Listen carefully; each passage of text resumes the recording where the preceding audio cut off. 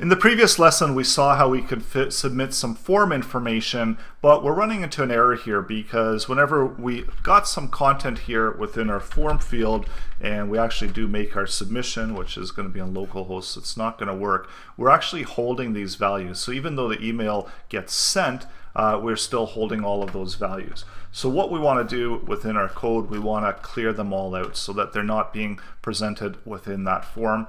And this is going to be just a quick way to do that. So just grab all of that content, and whenever we have a successful email, we can just remove that out. And we can just place that in there.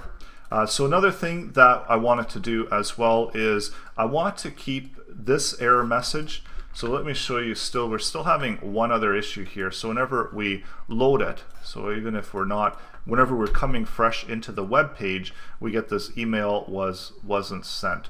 So this is obviously not ideal for the purposes of our website, where we don't want users to just come in and right away they see email wasn't sent. So there's definitely an issue there. So we need to make slight adjustment to here to the conditional statement and move that down so that we don't get any of that problem, so we don't try to send an email as the user comes in.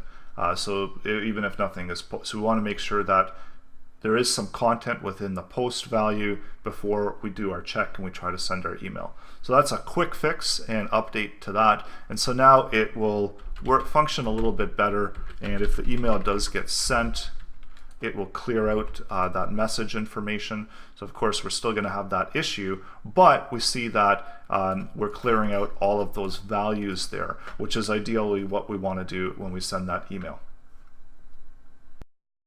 So in the next lesson, we're going to jump into some jQuery.